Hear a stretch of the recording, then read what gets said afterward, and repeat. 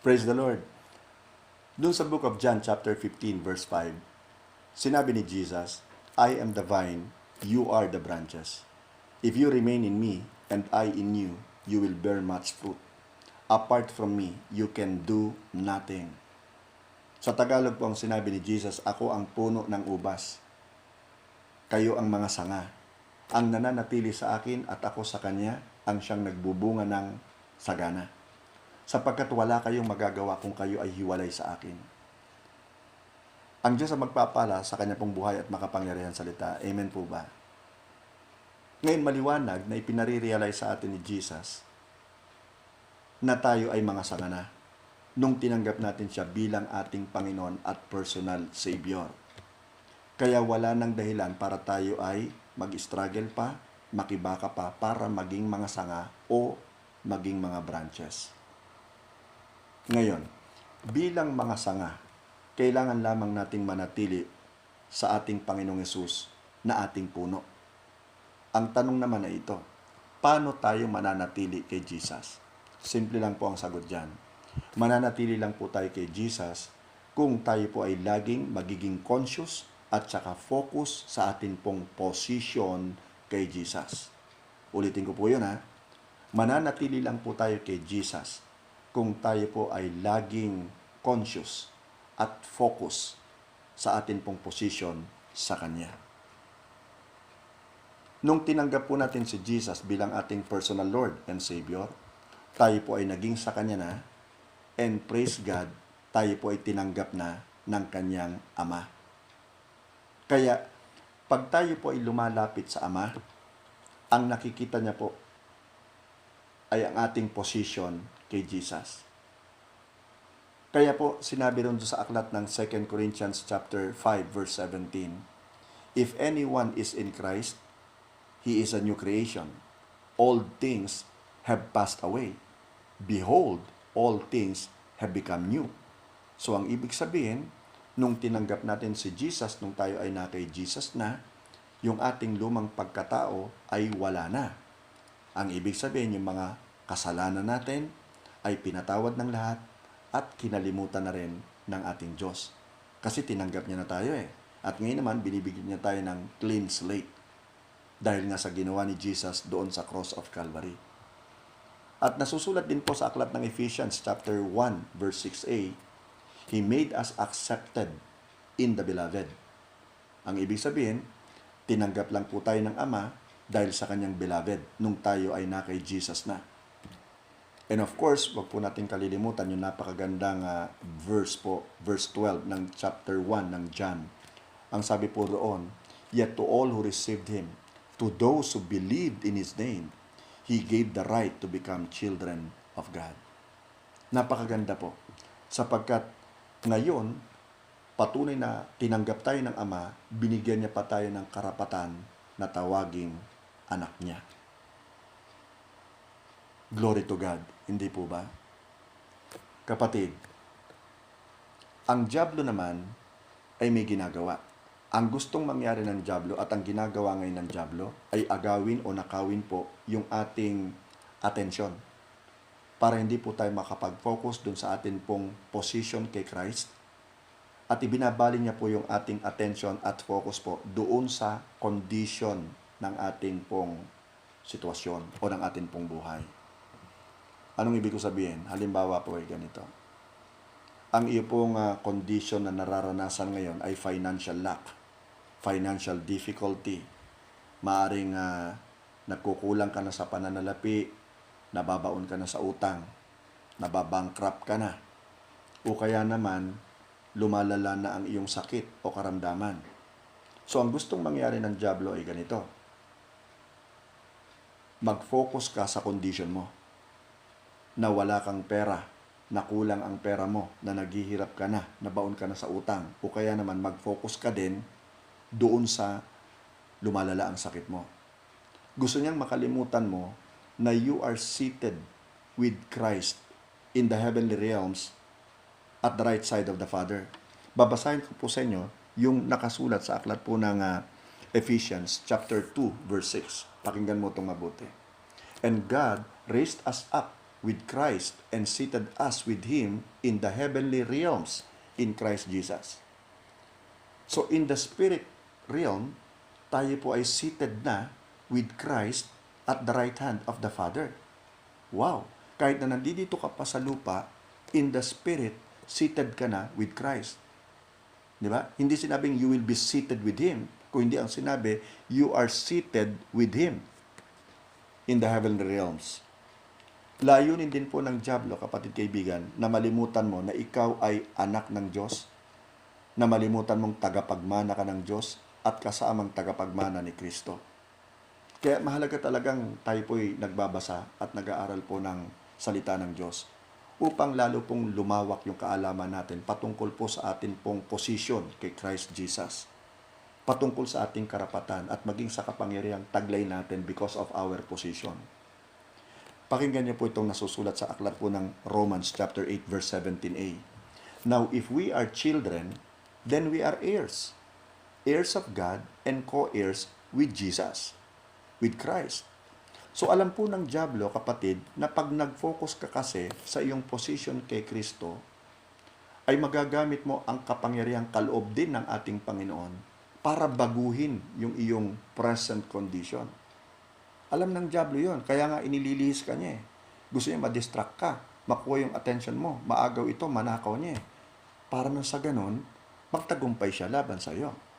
Now listen to this, nasusulat sa John 15:5, you will bear much fruit, o mamumunga ka ng sagana. And glory to God, di ba? Ang sarap isipin at tanggapin na ikaw, na kanyang anak, ay mamumunga ng sagana. Kaya wag mo maliliitin ang sarili. Lagi mong alalahanin yung position mo kay Jesus. Ang ibig sabihin, pag halimbawa nagpe-pray ka at pinagpe-pray mo, for example, yung iyong financial lack. Di ba? Pag ginawa mo ito, dahil sa iyong position at sa faith mo sa position mo at doon sa kapangyarihang dulot ng position mo, ang iyong masaganang supply ay dadaloy sa iyo. At hindi ka na magkukulang. Tandaan mo yan. Yan ay panghawakan mo. Hindi ka na magkukulang at hindi ka na mangungutang. Mababayaran mo pa ang lahat ng mga utang mo. You see, He is your shepherd and you will lack nothing. Amen? Now, at pag pinag-pray mo rin, halimbawa yung kagalingan, mawawala ang sakit at karamdaman.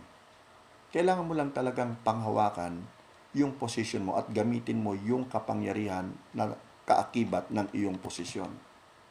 Kapatid, unawain mo rin na ang mga ito ay hindi nangyayari dahil sa iyong sariling kakayahan.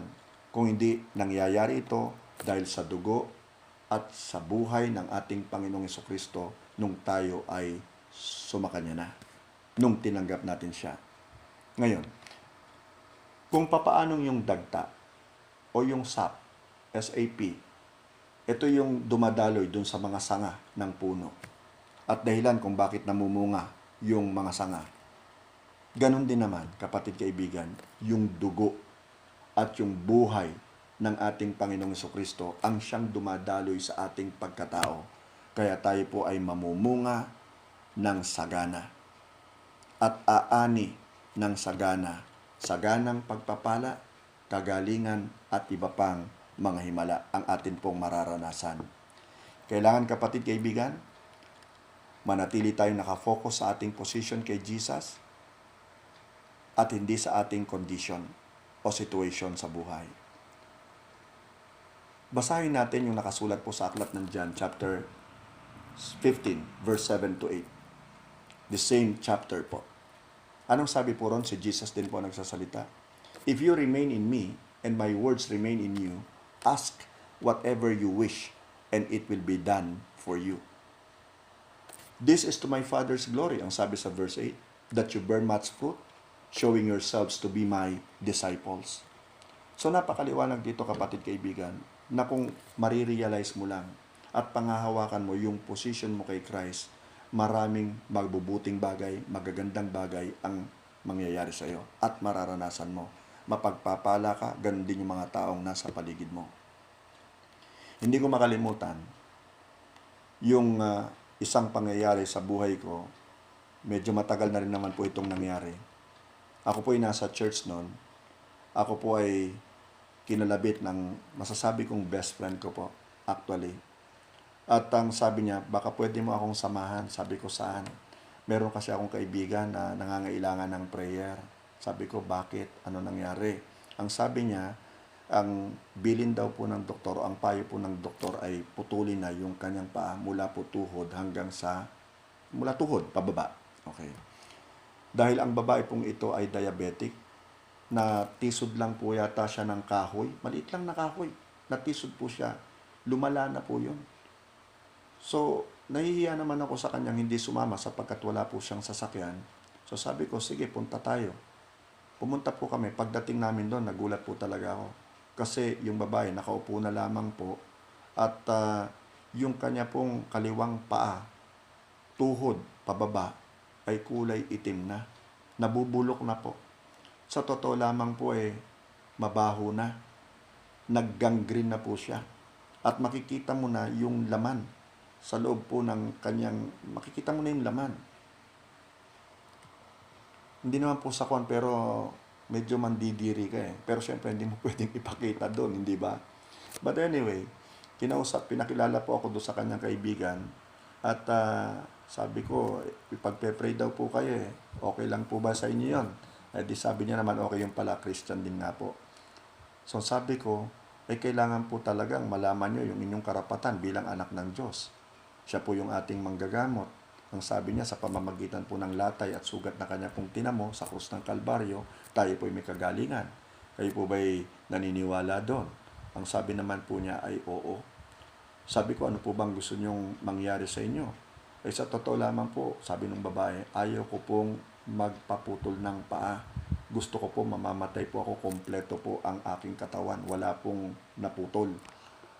So ang sabi ko sa kanya ay talagang kailangan nating manampalataya sa ating Panginoong Jesucristo kasi wala naman talaga rin tayong magagawa. Hindi naman ako doktor So kaya po ba ninyong manampalataya na pagagalingin po kayo ni Jesus? Sinabi naman po niya na wala pong imposible sa kanya. Kung yung imposible sa tao, ay posible po sa kanya. Kaya niyo po bang manampalataya? Ang sabi naman po niya ay oo. So tinya ko po yun. So ako po sa totoo lang bagito pa nun. At pinag-pray namin. Gusto ko nga po sana yung kasama ko ang mag-pray sa kanya, pero ako po ay kanyang inano na, hindi, ikaw mag-pray. So, nag-pray po kami. Pagkatapos po ng prayer, sinabi ko po sa kanya, wag muna po kayong dadalo ng church service. At wag po muna kayong magpaputol ng paa, kung kaya nyo pa, sabi ko sa kanya. Sabi niya, ayaw daw niya talagang magpaputol. So sabi ko, ipahinga nyo muna po ang inyong paa, wag muna po kayong maglalakad, dito lang po kayo sa bahay, wag muna kayo mag-church, bigyan niyo ang sarili niyo ng 1 buwan. Yun po ang aking sinabi. Ngayon, pumayag naman siya. Makalipas po ng 1 buwan, nasa church po kami, lumapit po sa akin itong kaibigan kong ito. At masayang-masaya ang muka. At wala na sa isip ko yung babaeng ipinag-pray namin. Pagkatapos paglapit niya sa akin, tinuro niya po yung isang babae. At sabi ko, bakit? Sabi, hindi mo naalala yun, ang sabi sa akin. Hindi. Bakit? Sino ba siya? Nalimutan ko po talaga Ngayon, ang sabi niya, yun yung pinag-pray natin. So, dumadalo na, ang sabi sa akin. Ganun ba? Di mabuti. Praise God ka ako. Sabi niya, halika. Halika. Sabi niya, diniyaya po ako doon. Alam niyo po ba, ang labis na gumulat sa akin?